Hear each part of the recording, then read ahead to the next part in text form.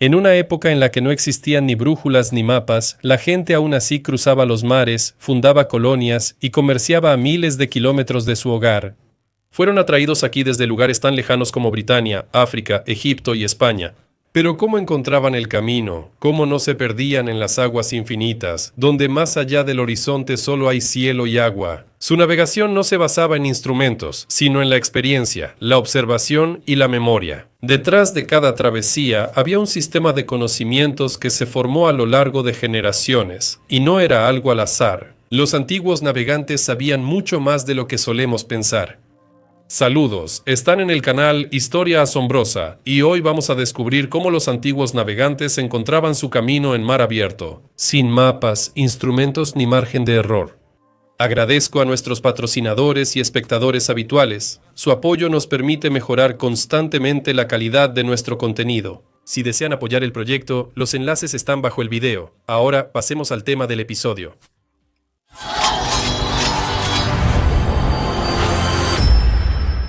Al hablar de Egipto, casi siempre se imagina el Nilo, el gran río del que dependía la vida. Los egipcios dominaban la navegación fluvial. Sus barcos iban del delta a Fib, llevando grano, piedra y personas. Pero limitarse solo al Nilo sería un error. Los egipcios sabían navegar en mar abierto y lo hacían mucho antes de la era de las velas y las brújulas.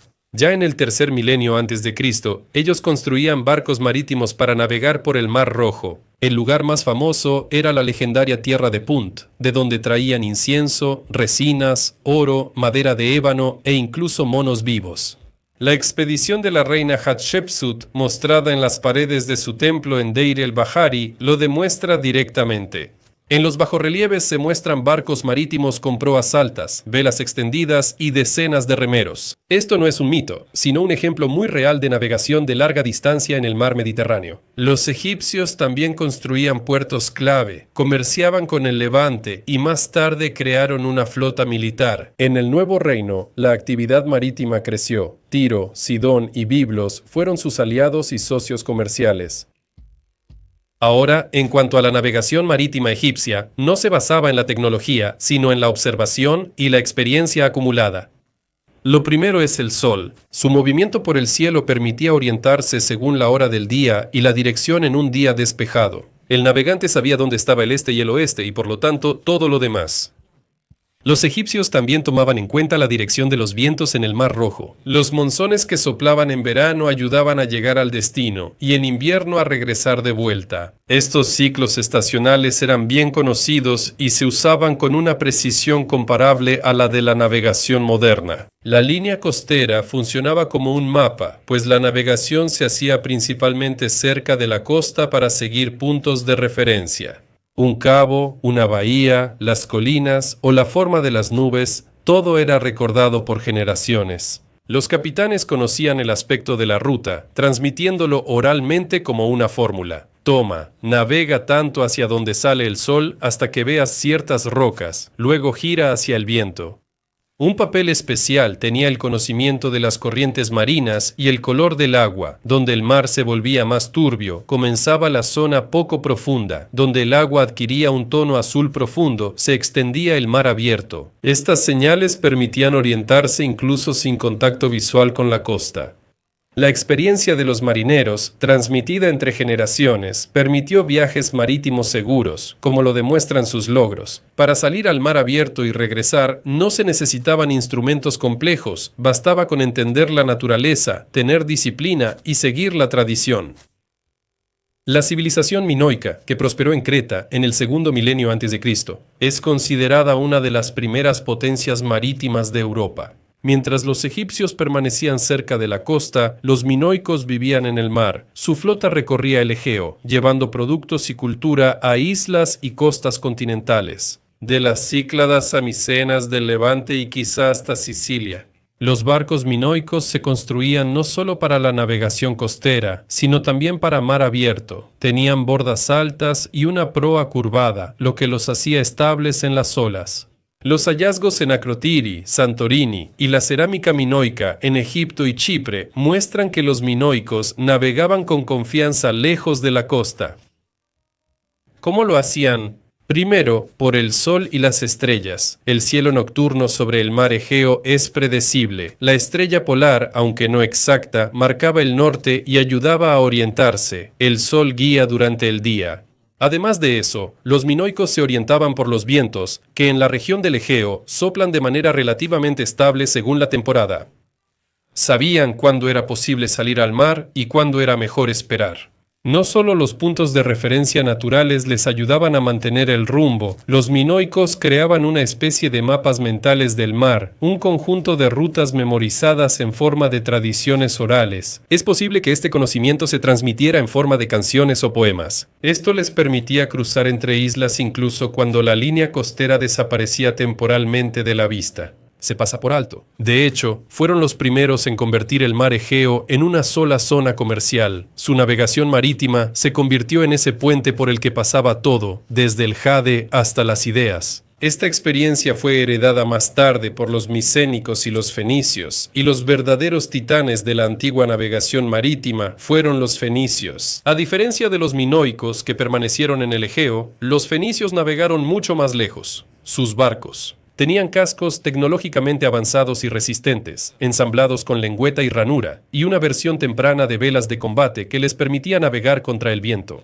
Gracias a esto, llegaban hasta Sicilia, Cerdeña, el sur de España y posiblemente hasta las Islas Británicas. En los siglos 9 y 8 a.C., establecieron colonias en toda la costa mediterránea, de Cartago a Gades. El comercio, la exploración de nuevas tierras y el transporte de estaño y telas púrpuras requerían navegación precisa. Los marineros fenicios guiaban sus barcos usando las estrellas y su experiencia, no la brújula. La estrella polar, el cambio de color del agua, la dirección de las olas, el comportamiento de las aves e incluso los olores, todo esto formaba parte de su sistema de coordenadas. Calculaban la ruta usando dirección norte, velocidad y tiempo. Si el marinero sabía en qué dirección iba, a qué velocidad y durante cuánto tiempo, podía determinar aproximadamente su ubicación. Todo se complementaba observando el entorno. Cada cabo, isla y costa se memorizaba y se volvía parte del mapa interno.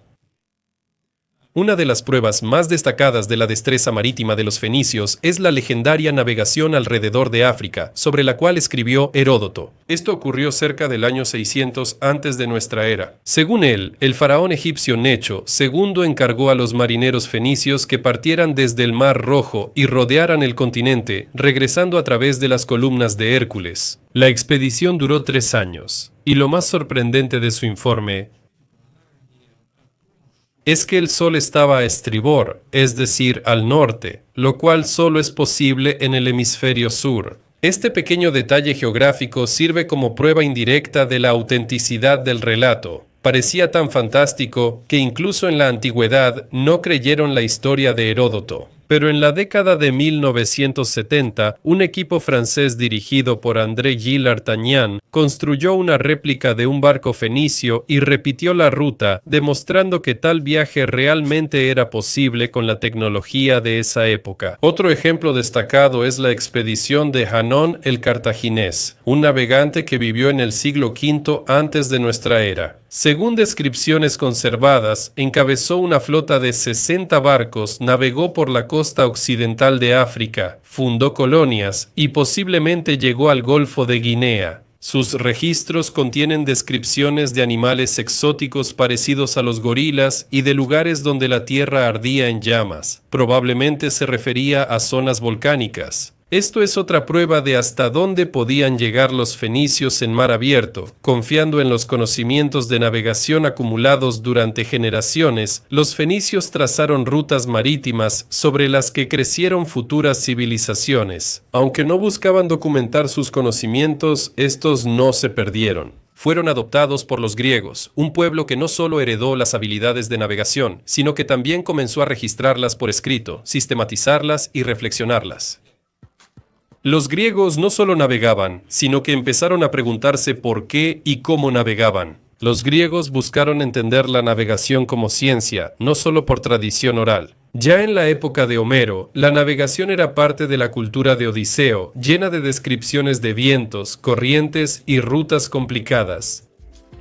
Los capitanes griegos, especialmente en la época de la gran colonización, exploraban activamente nuevas tierras. Fundaban colonias en las costas de Italia, Sicilia, en el norte de África y en el Mar Negro. Estos viajes habrían sido imposibles sin conocimientos avanzados, y los griegos sistematizaron esos conocimientos. Una de las fuentes más importantes es la obra de Pifeas de Masalia, un viajero del siglo IV a.C., que zarpó desde el sur de la Galia. Viajó por la costa atlántica y, según sus relatos, llegó al norte de Europa y a la enigmática Thule.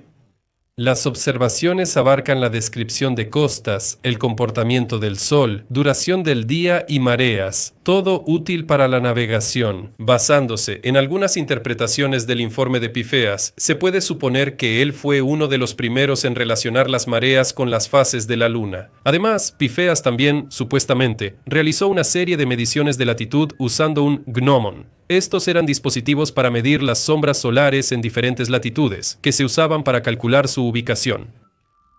Los griegos observaban la estrella polar y sabían que mientras más alta se veía en el horizonte, más al norte estaban. Esta simple observación les dio una poderosa herramienta de orientación. También en la cultura griega surgió la idea de la región de los vientos, una especie de antigua rosa de los vientos.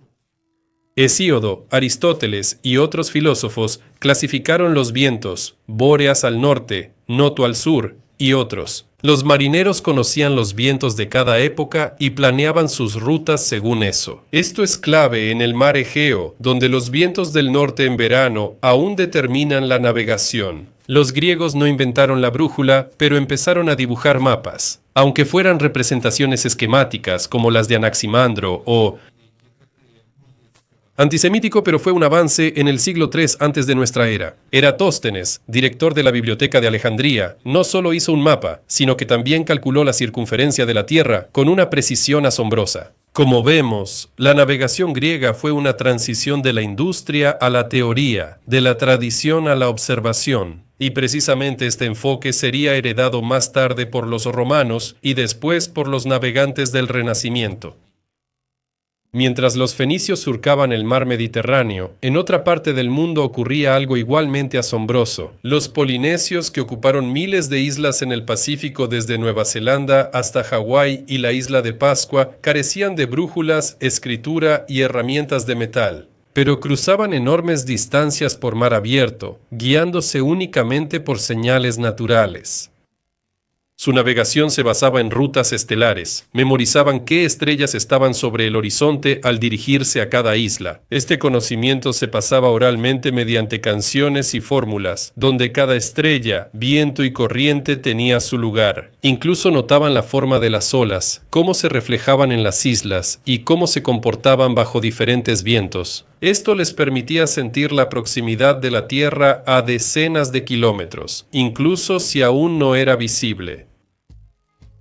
También usaban mapas de varillas hechos de delgados palos que simbolizaban las olas y las direcciones, con conchas atadas en los lugares donde estaban las islas. Pero no llevaban estos mapas consigo en el viaje, eran material didáctico, no una herramienta de navegación. Los experimentos modernos, incluyendo la navegación en botes reconstruidos sin instrumentos, confirmaron que este sistema realmente funciona. En 1976, la embarcación polinesia Hokulea viajó de Hawái a Tahití guiándose únicamente por estrellas, corrientes y vientos, sin tecnología. Este conocimiento casi se perdió en el siglo XX, pero hoy los pueblos polinesios recuperan las tradiciones de navegación que durante siglos les ayudaron a vivir en uno de los entornos marinos más difíciles del mundo. Hoy puede parecer increíble que alguien sea capaz de cruzar el mar sin mapas, brújula ni instrumentos de navegación, pero para los antiguos navegantes, la navegación no era tanto una tecnología como una parte de la experiencia cultural. Ellos no dependían de coordenadas precisas, sino de la memoria colectiva, conocimientos que se acumulaban y transmitían de generación en generación. Los mayores enseñaban a los jóvenes qué estrellas conducen a la isla correcta, qué viento trae la corriente adecuada, cómo por el color del agua y el comportamiento de las aves se puede determinar la cercanía de la costa. Era una ciencia oral, probada por el tiempo y muchas travesías. La navegación antigua se basaba en observar, en los ritmos naturales y la práctica constante. No solo miraban las estrellas, vivían en ellas, sabían cuándo y cuál estrella salía y dónde estaría. Al amanecer, percibían el rumbo de las olas, la humedad y las rupturas del horizonte. Cada cabo y costa la recordaban como un poema, de forma figurada, con asociaciones, canciones y leyendas. Los fenicios, egipcios, minoicos, griegos e incluso los asiáticos en el otro extremo del planeta, todos encontraban puntos de referencia en la naturaleza y transmitían ese conocimiento de forma oral y funcionaba. Navegación sin mapas. Esta historia no es sobre la Edad Oscura, sino sobre entender profundamente el mundo. Las personas sabían orientarse sin instrumentos porque tenían herramientas entrenadas durante siglos y una atención al detalle que prácticamente hemos perdido. No era una cultura de navegación alternativa, sino una igual de efectiva que la que conocemos. Y cuando hoy hablamos de sistema de posicionamiento global, satélites y mapas digitales, es importante recordar que todo comenzó con la observación de las estrellas, el viento y las olas. Y en ese sentido, los antiguos navegantes eran igual de precisos a su manera que los capitanes modernos, solo que su navegador era el océano. Eso es todo de mi parte. Gracias por ver y nos vemos en el próximo video. Hasta luego.